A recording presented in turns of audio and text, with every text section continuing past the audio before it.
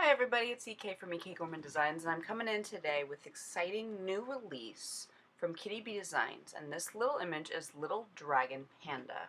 It's been a while since Kitty Bee Designs has released any new digital stamps, but there are 10? I may be mistaken, but there's a bunch of really cute new ones. Most of the design team has whipped up a Halloween themed one, including myself. I did a little Halloween card with this little cute little dragon panda. But most all of these digital stamps could be used for anything, especially like this dragon. I think he could really be used for like a brand new baby boy card. I don't know, he's just ridiculously cute. I colored him up today with my Copics, and I wanted really bold, bright colors.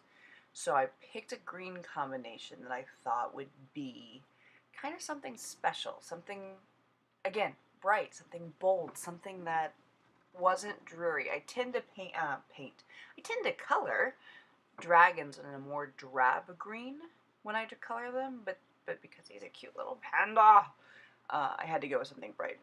In fact, while I was coloring this, these memories just kept popping right back up in my head. You know that, like, you forget things, you forget moments of your history, and then you're doing something or you're interacting with something, and these memories just keep flashing by you?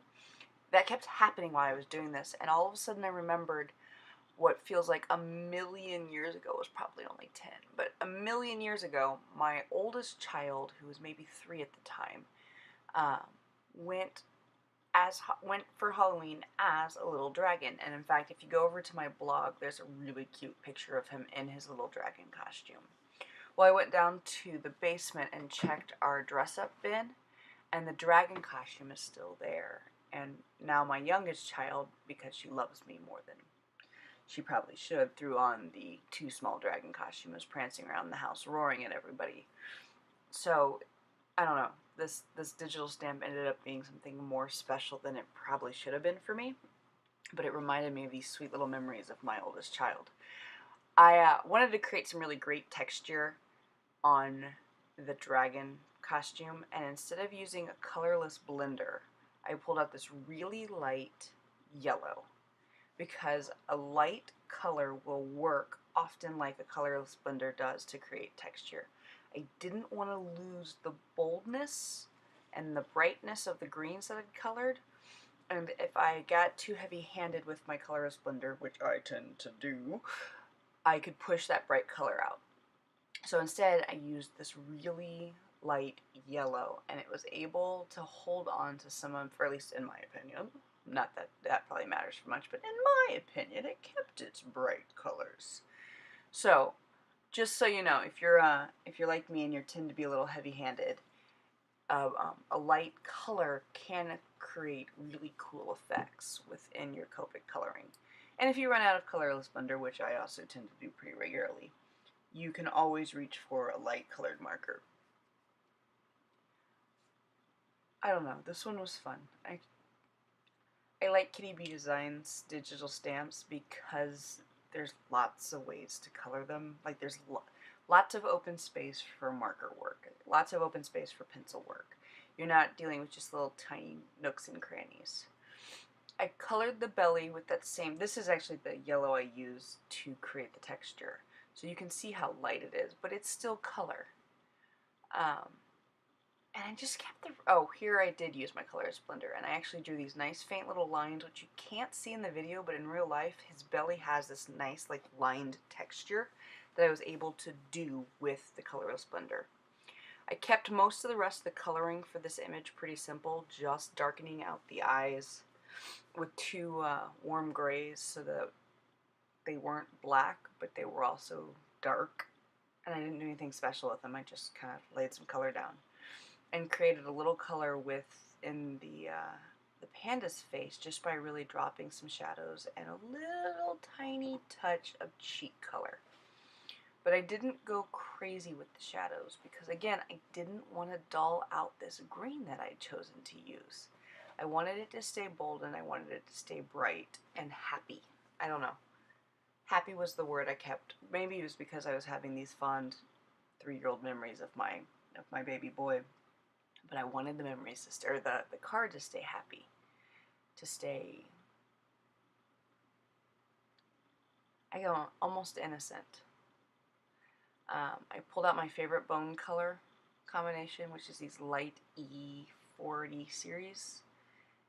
Threw in a little bit for his teeth and his toenails, and left his coloring at just that. Now, I saved you having to watch me fussy cut this because no one should have to watch me fussy cut, and figured out exactly how I wanted to layer this. Now, this is a ribbon, and I ripped the satin off the back of it to create a nice see-through netting, and it worked. I will tell you, I'm hideously off center here.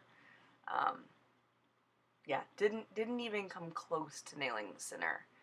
But unfortunately, you score tape. Well, never unfortunately. Score tape's the best tape there is. But once you lay score tape down, there's no lifting score tape back up.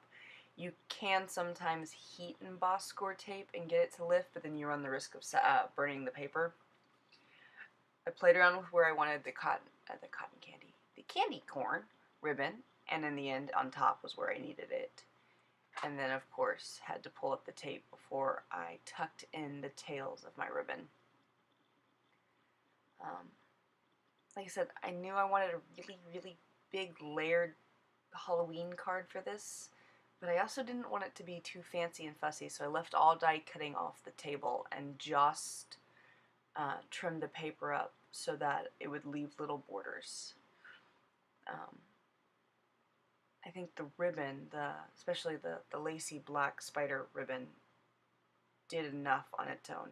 I did put some dimensional tape behind the dragon so he'd pop up off the card a little bit, and now you get to watch me play. I don't have long enough fingernails to easily remove the backing, but I don't know, I think the little guy ended up cute. I pulled out, I think this is a Newton's Nook Halloween sentiment that says trick or treat. I didn't really plan well for a sentiment, but I think this one worked in the end. And I'm getting back into the kick of making envelopes. I used to always make an envelope to go with my card, and then got out of the habit of it. But I've got so much 12 by 12 paper laying around that I'm never going to use that I'm kind of forcing myself to get back into the envelope making process. That, and it's kind of nice because you open up what looks like a white envelope and then it matches the card completely. Sometimes I do make the envelope with the printed paper on the outside, but the majority of the time I do it so it's inside. But I do like to put this, a stamp on the outside so it matches the card. Make sure you check out the Kitty Bee design page. They're having a huge blog hop where you have opportunities to win free digital stamps from the new release. And thanks for watching the video today. If you want to subscribe, click the dragon. Thanks very much for watching. Have a nice day. Bye.